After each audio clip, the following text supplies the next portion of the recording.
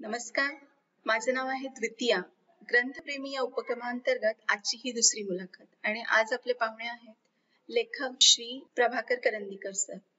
सरांनी London school of economics मधून MSc केले आहे. ते निवृत्त IAS ऑफिसर आहेत आणि त्यांना खाजगी क्षेत्रात काम करण्याचा देखील प्रदीर्घ अनुभव आहे. आतापर्यंत त्यांची 4 पुस्तकं प्रकाशित झालेली आहेत आणि अजून एक पुस्तक त्यांचं येऊ घातलंय ज्याचं नाव आहे निस्सूकपणाचा शेला. सर, तुमचं खूप खूप स्वागत. माझा पहिला प्रश्न असा आहे की तुमची बॅकग्राऊंड खूप वेगळी आहे. तुम्ही MSc केलंय इकॉनॉमिक्स मध्ये लंडन स्कूल ऑफ इकॉनॉमिक्स मधून, त्याच्यानंतर मग IAS करायचं. नाही, आधी IAS मध्ये होतो. ओके. तेव्हा पुणे युनिव्हर्सिटीतले MA केलेलं होतं. नंतर सर्व्हिस मध्ये असतानाच 1 वर्ष कॉमनवेल्थ फेलोशिप तर्फे मला लंडन स्कूल ऑफ इकॉनॉमिक्सला जायला मिळालं आणि तिथे MSc इकॉनॉमिक्स केलं. सर्व्हिस मध्ये असतानाच केलं. Okay okay. आणि मग ते केल्यानंतर पुन्हा सर्व्हिस जॉईन केली. Back to square one. Okay okay. तुम्ही IAS ऑफिसर होतात, मग तुम्ही अर्ली रिटायरमेंट घेऊन तुम्ही प्रायव्हेट याच्यामध्ये गेलात का पुन्हा जॉब करण्यासाठी? 3-3.5 वर्ष शिल्लक होती त्यावेळेस मी IAS मधनं बाहेर पडलो आणि प्रायव्हेट सेक्टर मध्ये काम केलं. ओके. आणि ते कुठे काम केलं, कुठे जॉईन केलं? महिंद्रा अँड महिंद्रा कंपनीत मी कॉर्पोरेट ऍडवायझर म्हणून काम केलं. ओके. ते किती वर्ष केलं तुम्ही काम महिंद्रा अँड महिंद्रा मध्ये? मला तर 3.5 वर्ष वगैरे केलं. 3.5-4. ओके. 3-3.5 वर्ष केलं. ओके. आणि कशा पद्धतीचा रोल होता तो तुमचा? तो कॉर्पोरेट ऍडवायझर असल्यामुळे सल्लागार म्हणूनच होतो. त्यामुळे निरनिराळ्या विषयामध्ये कंपनीच्या ग्रुपमध्ये जे काही काम चालायचं त्यांना जिथे आवश्यकता वाटेल तिथे ते माझा सल्ला घेत असत किंवा मला त्या विषयाचा अभ्यास करून काही प्रपोजल तयार करणे किंवा असलेली प्रपोजल तपासून पाहणे अशी कामं होती. आणि मग रिटायरमेंट नंतर तुम्ही लेखनाकडे वळला का? खरं म्हणजे मी महिंद्रा अँड महिंद्रा कंपनीत होतो तेव्हाच माझं पहिलं पुस्तक लिहून झालं. अच्छा. मी अजून मुंबईत होतो, महिंद्रा अँड महिंद्राच्या सेवेत होतो, तेव्हाच पहिलं पुस्तक कादंबरी आदिबंध लिहिली. आदिबंध लिहून झाली होती, पण प्रकाशन पहिल्यांदा अरुणिमाचं झालं का? नाही, आदिबंधच पहिल्यांदा प्रकाशन झालं. Okay okay okay. माझ्या वयाच्या 60व्या वाढदिवसा दिवशी. अच्छा. बरं. तुम्ही म्हणजे वाढदिवसाची वेळ साधली होती का प्रकाशनासाठी? ती प्रकाशकांनी साधली. आपण ना तुमच्या फिरुनी नवी जन्मले या पुस्तकाकडे वळूया. हे पुस्तक लिहावं हे कसं सुचलं? काय झालं, त्या अरुणिमा सिन्हांचं एक भाषण होतं, त्याला मी हजर होतो. अतिशय प्रभावी होतं आणि ते एकंदर व्यक्तिमत्व, त्यांचे अनुभव किंवा त्यांची जीवन कथा इतकी प्रभावी होती की ऐकणाऱ्या प्रत्येक जण भारून गेला होता. तर ते त्यांचं भाषण संपल्यानंतर मी त्यांना भेटलो तेव्हा म्हटलं की ह्या तुमची सगळी लाईफ स्टोरी म्हणजे एक पुस्तकाचा विषय आहे. तुम्ही जर परवानगी दिलीत तर मला याच्यावर पुस्तक लिहायला आवडेल. मी अक्षरशः भारलेल्या अवस्थेत होतो. तर त्यांनी सांगितलं की ते पुस्तक ऑलरेडी लिहिणं चालू आहे आणि पेंग्विन इंडिया तर्फे ते इंग्रजीत पुस्तक येऊ घातलंय. 4-6 महिन्यामध्ये ते येईल. तर मी लगेच विचारलं, मग ठीक आहे, ते पुस्तक आल्यावर मी त्याचा मराठी अनुवाद करू का? त्यांनी अजिबात वेळ न लावता सांगितलं चालेल. त्याप्रमाणे मग त्यांचं नरेंद्र मोदींच्या हस्ते त्यांच्या इंग्रजी पुस्तकाचं प्रकाशन दिल्लीत झालं. त्यानंतर त्याची प्रत त्यांनी मला पाठवली आणि नंतर लगेच मी ते भाषांतर करायला घेतलं. पण नंतर लक्षात आलं की अनुवाद करणं वाटतं तेवढं सोपं काम नाहीये. हा नुसता शब्दशः भाषांतराचा विषय नाहीये. बरोबर. ती इंग्रजी धाटणीची जी वाक्यरचना असते किंवा शब्दप्रयोग असतात हो. ते वळवून फिरवून मराठी धाटणीचे करावे लागतात. हे सगळं सव्यापसव्य मी अनुभवातनच शिकलो. ओके. कारण मला असं सुरुवातीपासूनच मी मनात ठेवलं होतं की हा वाचताना हा अनुवाद आहे असं कुणाला वाटू नये सांगितल्याशिवाय. हे मूळ मराठीत लिहिलेलं पुस्तक आहे असंच वाटावं असा माझ्याकडून तरी मी प्रयत्न करीन असं ठरवून मी त्या कामाला सुरुवात केली होती.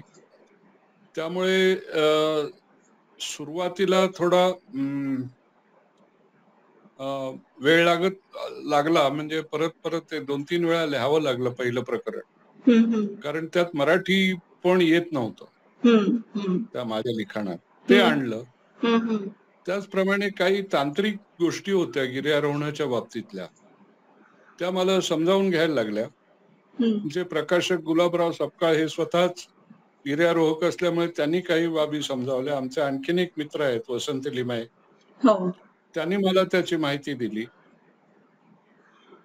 आणि त्यामुळे जिथे जिथे मी तांत्रिक गोष्टींच्यावर किंवा शब्द अडखळत होतो ते त्यांनी सोपं करून दिलं.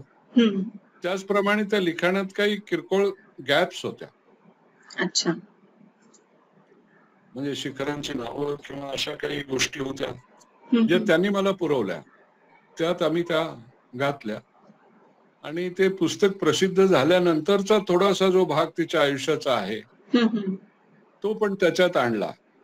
बरं. कारण ते पुस्तक लिहून झालं नंतर ते पेंग्विननी प्रकाशन करेस्तोवर मध्ये 7-8 महिने गेले. नंतर मी भाषांतर पूर्ण करेपर्यंत 3-4 महिने होत आले होते. त्यामुळे मग त्या वर्षातला काही उल्लेखनीय भाग आम्ही समाविष्ट केला. तेवढं स्वातंत्र्य घेतलं. ओके. त्यांना विचारून घेतलं. त्यांच्याशी मी संपर्कात होतो जेव्हा काही अडचणी अडखळायला होईल तिथे मी त्यांना फोनवरनं विचारत होतो. पण असे प्रसंग फार क्वचित आले. बहुतेक ते एकदा लिहिण्याचा वेग पुढे खूप वाढला मग भराभर झालं. आणि त्यांचं इंग्रजीतलं पुस्तक प्रसिद्ध झाल्यापासून बरोबर 5 महिन्यात आम्ही मराठी अनुवाद प्रसिद्ध करू शकलो. आणि त्याचं विमोचन किंवा उद्घाटन महाराष्ट्राच्या मुख्यमंत्र्यांनी केलं, देवेंद्र फडणवीस. त्यामुळे त्या पुस्तकाचं भाग्य याला अर्थात कारण अरुणिमा सिन्हांचं चरित्र हेच आहे की त्यांच्या इंग्रजी पुस्तकाचं प्रकाशन पंतप्रधानांनी केलं, मराठी पुस्तकाचं प्रकाशन मुख्यमंत्र्यांनी केलं. बरोबर. एक चांगला योग जुळून आला त्यावेळेस. आणि सो टोटल 5 महिने लागले. आणि इनिशियल जो फेज होता तुम्ही म्हटला की सुरुवातीला थोडस असं वाटत होतं की मराठी धाटणीचं वाटत नाहीये, तिथून तो वेग घ्यायला तो किती वेळ गेला असेल? नाही मग नंतर भराभर झालं. पहिले 8-15 दिवसच मला थोडस चाचपडल्यासारखं होत होतं. पण नंतर भराभर वेग झाला आणि मला वाटतं शेवटी लिहायला सुरुवात केल्यापासून 2-1 महिन्यात पूर्ण झालं. कच्चा मसुदा, पक्का मसुदा वगैरे सगळं. मी जेव्हा वाचलं तेव्हा मला अजिबात नाही वाटलं की हा अनुवाद आहे म्हणून. म्हणजे तो पूर्ण असा ओघवत झालाय आणि असं ते एका बैठकीत मी वाचलंय ते पुस्तक. मला खूप आवडलं होतं पहिल्यांदा जेव्हा वाचलं होतं. तिची स्टोरीच अशी झपाटून टाकणारी आहे की ते वाचायला घेतल्यावर मग इंग्रजीत घ्या किंवा मराठीत घ्या ते खाली ठेवतच नाही. बरोबर. कारण पुढे काही इतकी जबरदस्त उत्कंठा लागलेली असते वाचकाला. कारण ते सगळंच कल्पिताहून अद्भुत असं सगळी कहाणी आहे ती. अद्भुतच आहे ते, म्हणजे अविश्वसनीय आहे सगळा प्रकार. त्यामुळे तो नेहमी वाचकाला पुढे ओढत घेऊन जातो.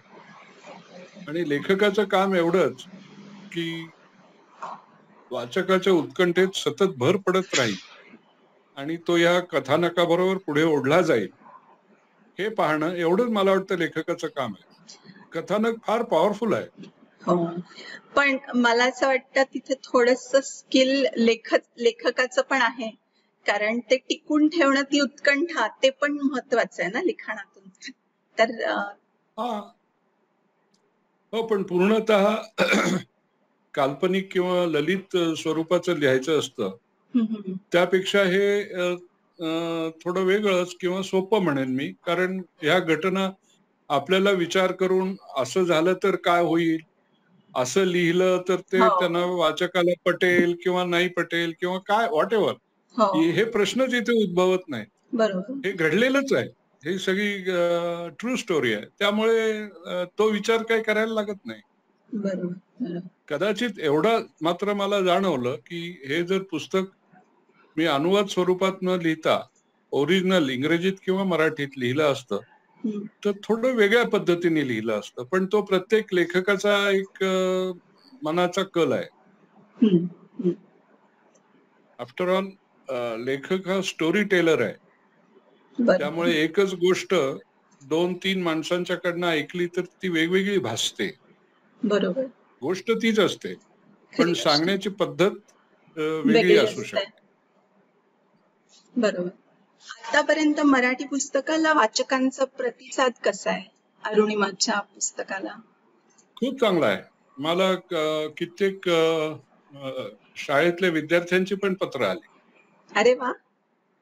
1-2 शिक्षकांची आली. त्यांनी सांगितलं की आमच्या शाळेच्या लायब्ररीत हे पुस्तक आहे, ते मुलांनी वाचलं आणि मुलांना खूप आवडलं. आणि त्यामुळे बरं वाटलं, कारण अशा तऱ्हेची जी पुस्तकं आहेत ती एक समाजापुढे आदर्श म्हणून, विशेषतः तरुण मुलामुलींच्या पुढे आदर्श म्हणून ठेवली गेली पाहिजे. त्यातून त्यांनी काहीतरी बोध घ्यावा. आपल्या आयुष्यात अशी एखादी उंच भरारी मारण्याची इच्छा त्यांच्यामध्ये प्रगट व्हावी. म्हणजे गिर्यारोहणच करा असं माझं म्हणणं नाही. कुठलंही अगदी साहस जरी नाही केलं तरी प्रत्येक कुठलंही नवीन क्षेत्र निवडणं, त्यात स्वतःला झोकून देणं आणि आपली बाजी लावल्यासारखं पुढे लढत राहणं, हे जे याचा जर याची स्फूर्ती किंवा कोणाला जर हे पुस्तक वाचून झाली तर ते त्या पुस्तकाचं खरं यश आहे किंवा तोच उद्देश आहे. बरोबर, केवळ इन्फॉर्मेशन हा उद्देश नाही. बरोबर. आणि या पुस्तकासाठी तुम्ही मानधन घ्यायचं नाही असं ठरवलं, त्याला एक पुरस्कार देखील मिळालेला आहे ना या पुस्तकाला? होय. तो कुठला पुरस्कार होता? हा पुणे महानगरपालिकेचा एक सांस्कृतिक विभाग आहे. ते दरवर्षी काही निरनिराळ्या कॅटेगरीतल्या पुस्तकांना बक्षीस देतात. त्यात त्यांनी अनुवाद ह्या कॅटेगरीमध्ये मला तो पुरस्कार दिला. ओके.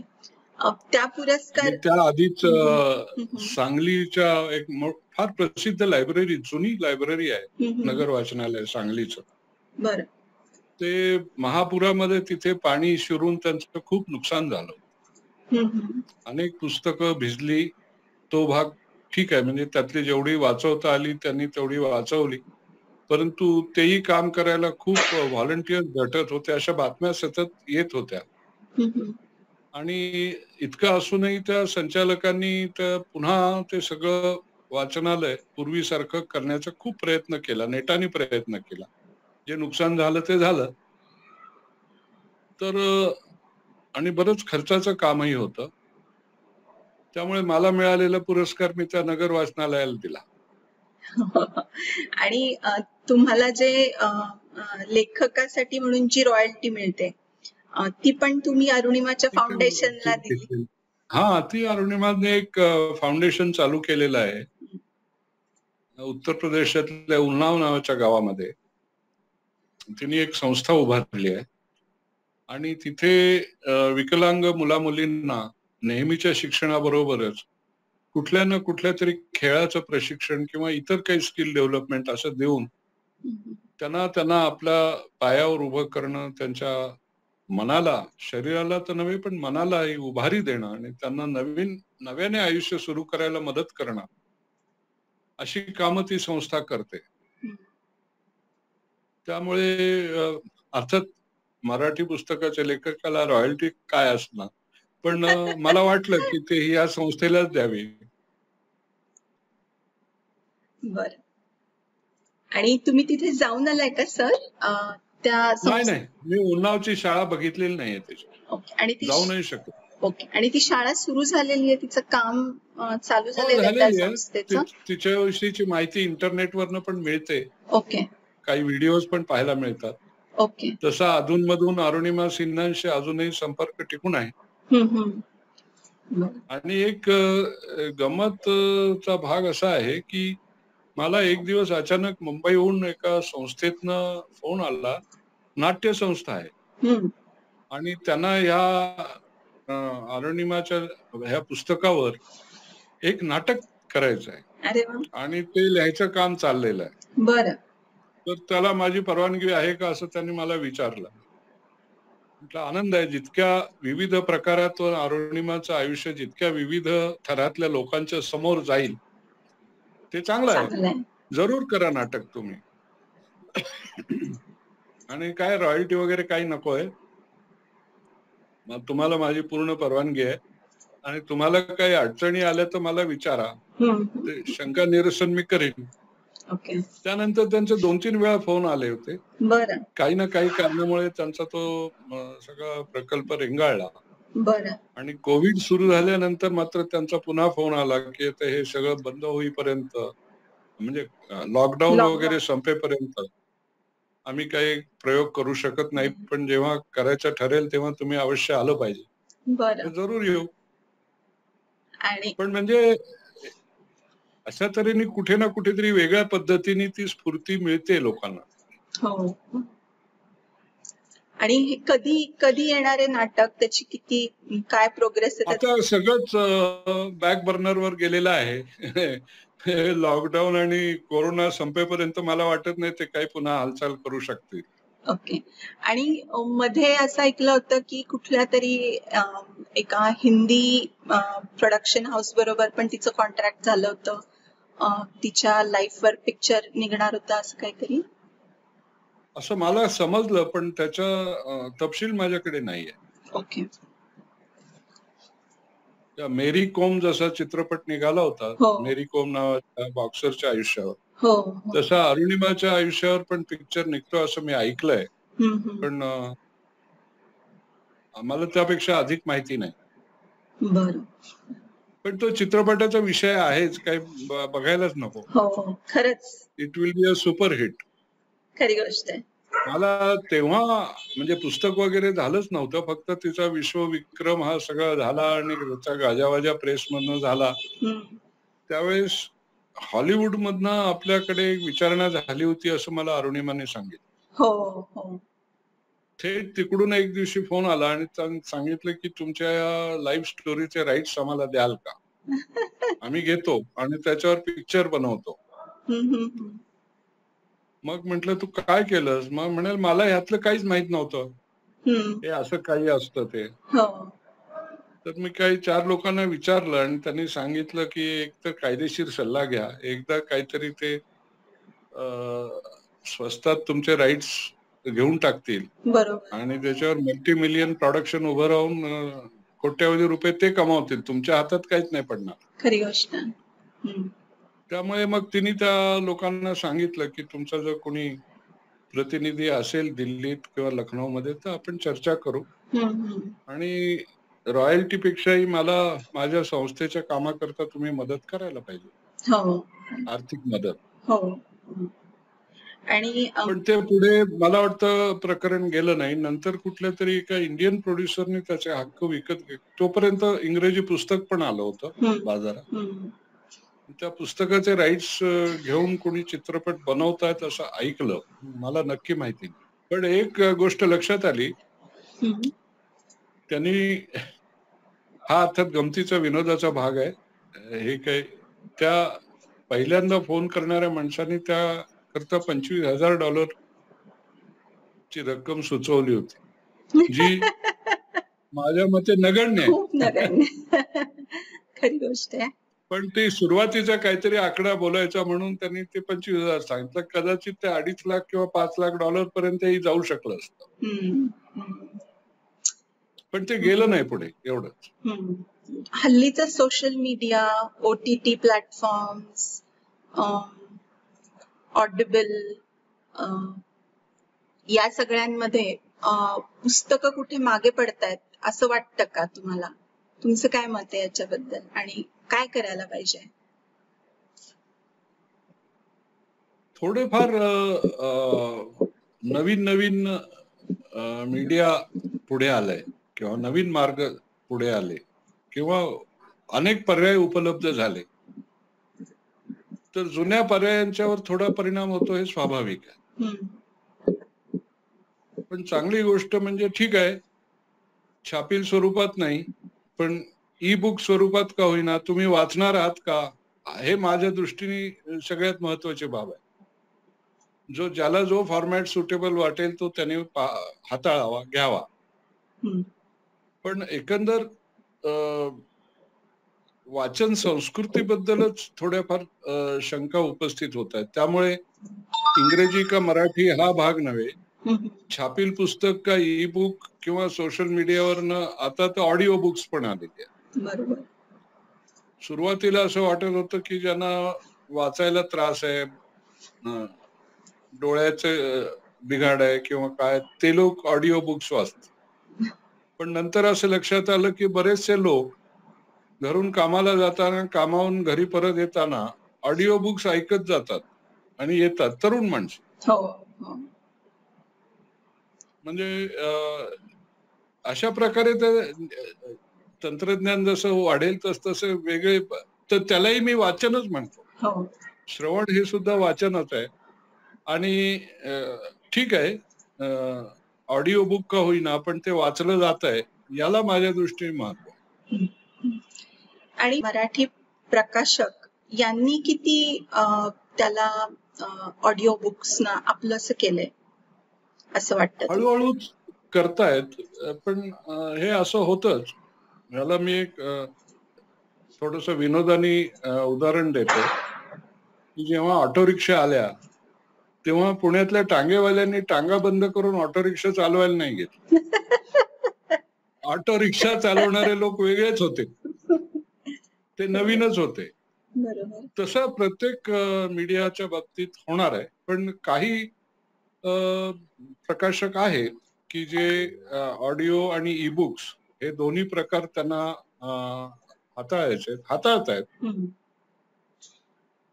चांगली गोष्ट आहे. शेवटी ते लिखाण जास्तीत जास्त लोकांच्या पर्यंत या ना त्या प्रकारे पोहोचणं हे महत्वाचं आहे. ही डिलिव्हरी आहे, मग ती कशी तुम्ही देता याच्यावर अवलंबून आहे. तर तुमचे आवडते लेखक कोण आहेत? कुठली पुस्तकं? खूप आहेत. आवडते लेखक म्हणण्यापेक्षा आवडते पुस्तकं आहेत. आणि विशेष म्हणजे मी फार साक्षेपी, व्यासंगी वगैरे वाचक नाहीये. त्या मानाने माझं बऱ्याच लेखकांच्या बाबतीत मी वाचतो, बघतो, ऐकतो. त्यांचं वाचन प्रचंड असतं स्वतःच. तितकं काय माझं वाचन नाही. पण काही कवितांची पुस्तकं मला किंवा कविता आवडलेल्या आहेत, कादंबऱ्या आहेत, कथा आहेत, अनेक प्रकारची पुस्तकं आहेत.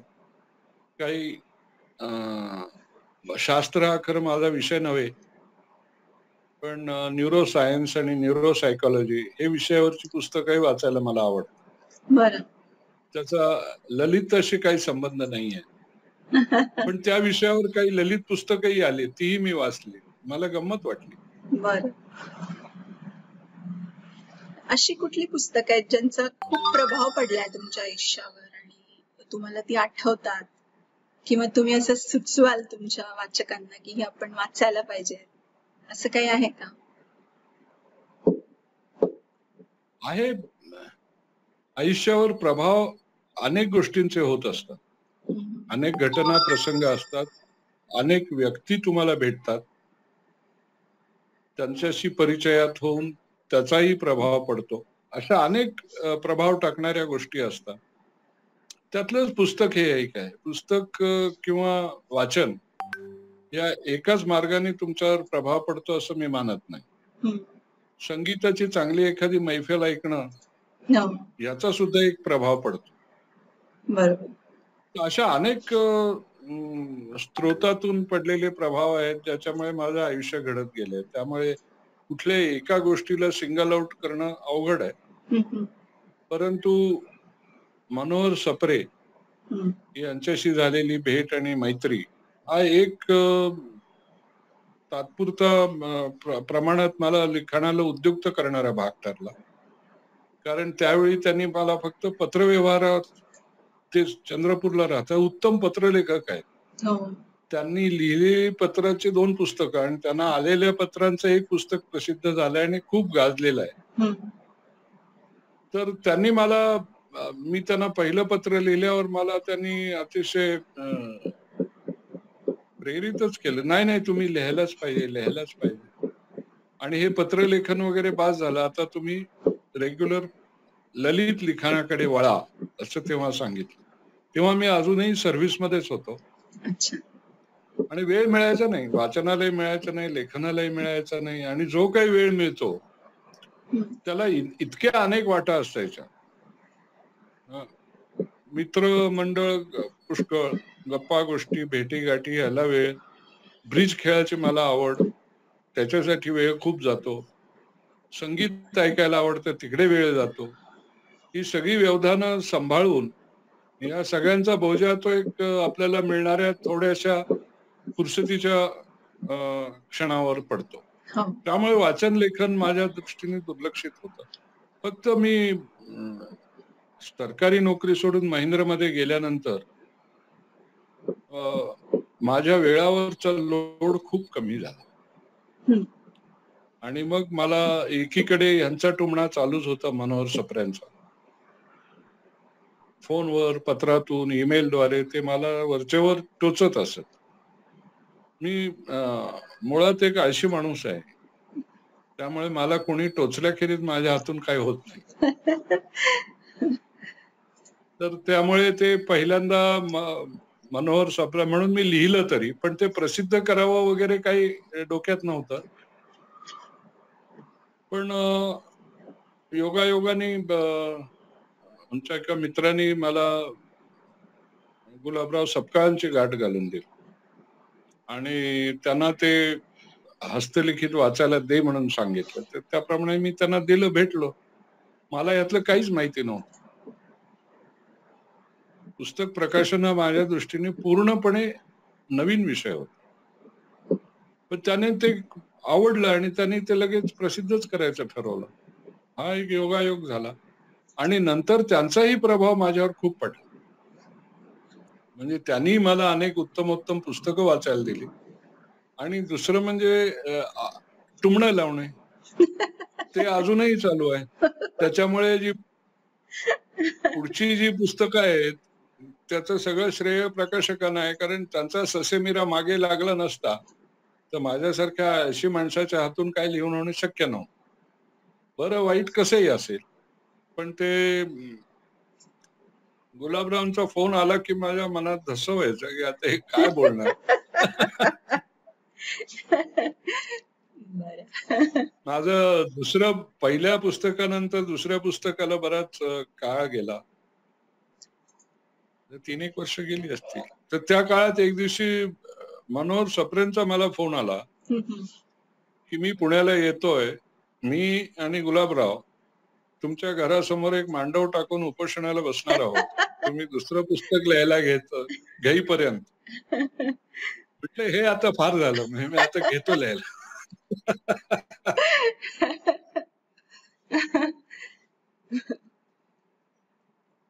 तुमचं एक नवीन पुस्तक आहे ते निस्सूकपणाचा शेला.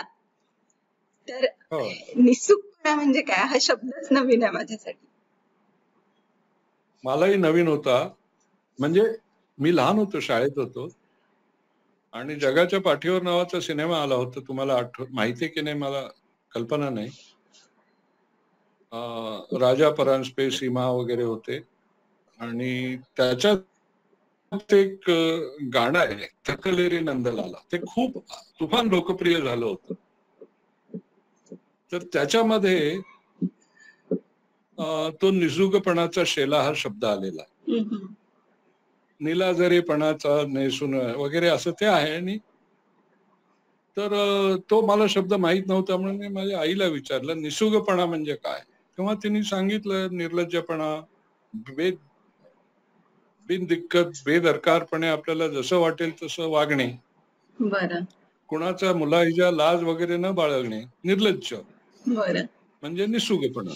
बरं तेव्हापासून तो शब्द माझ्या मनात होता आणि तो जुन्या मराठीतला आहे. तेव्हाही तो जुन्या मराठीतला होता, आता तर आणखीनच जुन्या मराठीतला झालाय.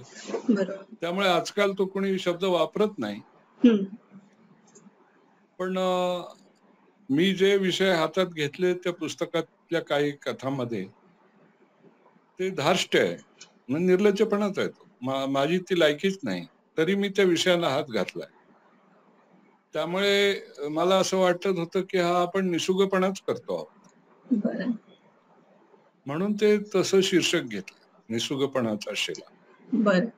आणि ह्या पुस्तकाचा प्रकार थोडासा वेगळा आहे ना, काय आहे थोडासा विषय सांगाल का, काय आहे? काही कथा आहेत, काही ललित लेख आहेत, त्यांचं संकलन किंवा संग्रह आहे. ओके. त्याला सलग असा विषय नाहीये. बर. आणि पत्र वगैरे पण आहेत का याच्यामध्ये? पत्र अशी नाही आहेत, नाहीये. बर. माझी मनोज सप्रेंच्या त्यांना आलेल्या पुस्तकांचं जो एक पुस्तक प्रसिद्ध झालंय त्यात त्यांनी माझी 3-4 पत्र छापले, कारण त्या काळात आमचा पत्रव्यवहार बराच होत होता. बरोबर. आणि मी त्यांना त्यांची पत्र आली, त्यांना मी उत्तरं दिली, तो त्यातली काही पत्र त्यांनी त्यांच्या संग्रहात समाविष्ट केली. बरं. आणि अजूनही पत्र लिहिता का तुम्ही, की आता ईमेल करता? पत्र लिहिणं खरं म्हणजे थंडावलंय, पण मला अजूनही आता तो एक नाद लागलाय खरा. कधीतरी लहर येते आपण कुणाला तरी पत्र लिहावं आणि ते चक्क पोस्टाने पाठवावं, ईमेल किंवा फोटो काढून व्हॉट्सअपवर वगैरे नको. किंवा मलाही स्वतःला जर कुणाचं पत्र पोस्टाने आलं तर ते खूप मजा वाटते, बरं वाटतं. शेवटी पोस्ट ऑफिसला काही पर्याय नाही असं माझं मत आहे. आणि आमच्यासारख्या जुन्या माणसांचा खरा विश्वास पोस्ट ऑफिसवरच आहे. अजूनही मला पोस्टर गेल्यावर बरं वाटतं. पोस्टमन दिसलं तरी बरं वाटतं. असे काही विषय आहेत का, अजूनही काही विषय आहेत जे मनात रखडलेत आणि त्याच्यावर काम करायला पाहिजे असं वाटतंय?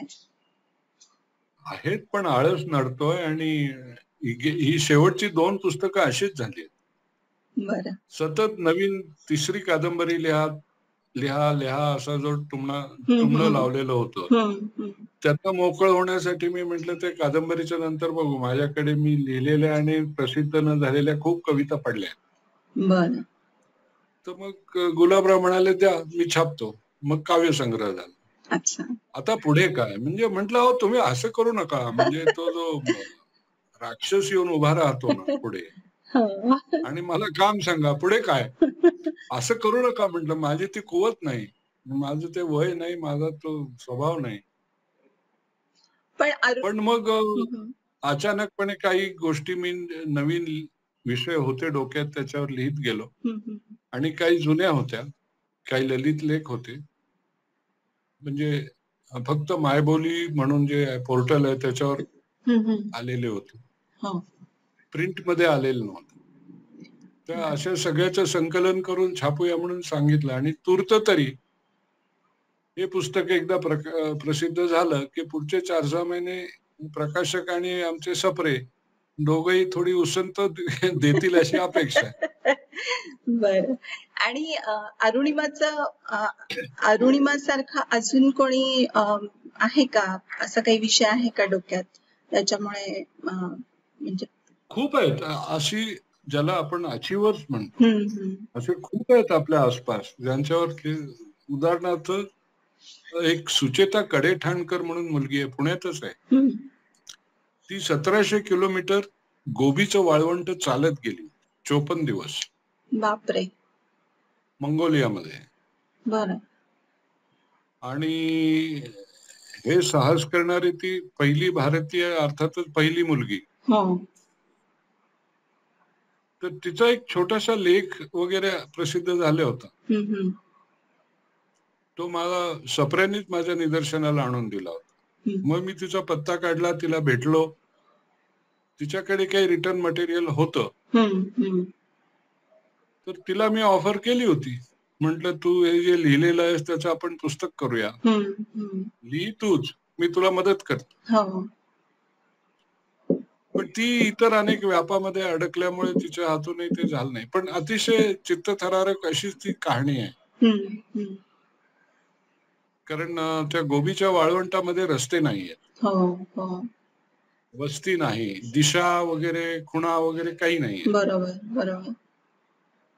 आणि शिवाय वाळवंट दिवसाचं आणि प्रचंड उष्णता असते दिवसा आणि रात्री तेवढीच थंडी असते. म्हणजे एकंदर हवामानही प्रतिकूल. उंट फक्त आपलं सामान लादण्याकरता आपल्या बरोबर घ्यायचे आणि ते उंट सांभाळणं ही सुद्धा एक कसरतच असते. त्या प्रकारात तिचा उंट उधळल्यामुळे तिचा खांदा निखळला होता वाटेत, अर्ध्या वाटेत. बापरे. कारण त्या उंटाला आवरता आवरता तिचा खांदा निखळला. पण ती पट्टी तशीच चालत गेली पुढे. तिने तो पूर्ण केला प्रवास. अशी अनेक उदाहरणं आहेत, निरनिराळ्या क्षेत्रातली आहेत. त्याच्याविषयी मला वाटतं लिहिलं गेलं पाहिजे आणि सातत्याने ह्या जीवनगाथा ज्या आहेत त्या लोकांच्या पुढे आल्या पाहिजेत. त्यामुळे मनाची मरगळ नाहीशी होते. खरी गोष्ट.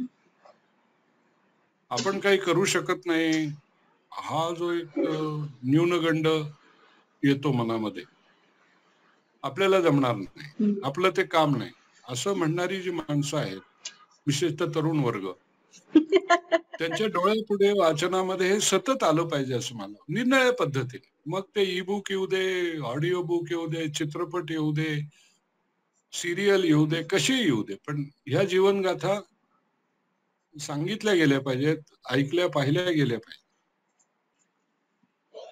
आम्ही फेसबुकवर काही लोकांना विचारलं होतं की त्यांना काही प्रश्न असतील तर तुम्हाला विचारा म्हणून. ते काही प्रश्न मी तुम्हाला विचारते. एकाने विचारलंय की आता तुमचं रुटीन कसं असतं? लिखाण, वाचन, तुम्ही रिटायर. कोविड चालू झाल्यापासून मी घरबशा झालेलो आहे. बाहेर पडायचे प्रसंगही कमी येतात आणि नकोही वाटतं. बाकी थोडस वाचन, थोडस कॉम्प्युटरवर बसणे, ब्रिज खेळणे, वर्तमानपत्र वाचणे, काही इतर पुस्तकं वाचणे, असा वेळ जातो. इतरही बरीचशी वैयक्तिक कामं मागे पडली होती, ती आता मी करतोय एक एक करून हळूहळू. ओके. खूप दुर्लक्ष झालं होतं माझं. आणि काही कंपन्यांच्या बोर्डावर डायरेक्टर म्हणून काम करत होतो, आहे म्हणजे अजूनही. पण त्यातनं मी हळूहळू एक एक करून पाय काढता घेतोय. प्रत्येक ठिकाणी माझा राजीनामा घ्या म्हणून मागे लागलो. कारण माझ्या वयाच्या माणसांनी कुठल्याही अधिकार पदावर राहू नये असं मला. फार झालं तर डायरेक्टर म्हणून बसेन, पण कुठे चेअरमन म्हणून बसणार नाही, असे प्रयत्न आहेत. हळूहळू चालले, त्यातनं सुटका होते. पण तुम्ही लिहिणं अजिबात सोडू नका, कारण तुम्ही छान लिहिता. म्हणजे अरुणिमा सारखी पुस्तकं तर अजून लिहा. म्हणजे माय गॉड. नाही, खूपच मला स्वतःला खूप आवडलं होतं ते पुस्तक. आणि ओके, धन्यवाद. मला परवा, अगदी खरोखर परवा एक फोन आला. त्या बाई डॉक्टर आहे. आणखीन त्यांनी लायब्ररीत आदिबंध वाचून मला फोन केला. म्हणजे अच्छा. एखाद्या पुस्तक नवीन असतं तेव्हा पहिल्या 1-2 वर्षात असे फोन वगैरे लोक करतात. वाचलं, आवडलं सांगणारे भेटतात. पण इतक्या वर्षानंतर या बाईंचा फोन आला आणि त्यांनी पुस्तक खूप आवडलं म्हणून सांगितलं. म्हटलं तुम्ही खूप वाचता का? त्या म्हणाले माझं वय 80 आहे. पेशाने डॉक्टर, हा. पण आता मोर ऑर लेस रिटायर्ड. हो. त्यामुळे मला झेपेल तेवढं मी वाचते. लायब्ररी हाच माझा एक सोर्स आहे. त्यात तुमचं पुस्तक चुकून हातात पडलं हम्म. आणि वाचायला घेतलं आणि मला खूप आवडलं. हम्म. म्हटलं त्यातलं तुम्हाला काय आवडलं? मला जरा उत्सुकता आहे त्याची.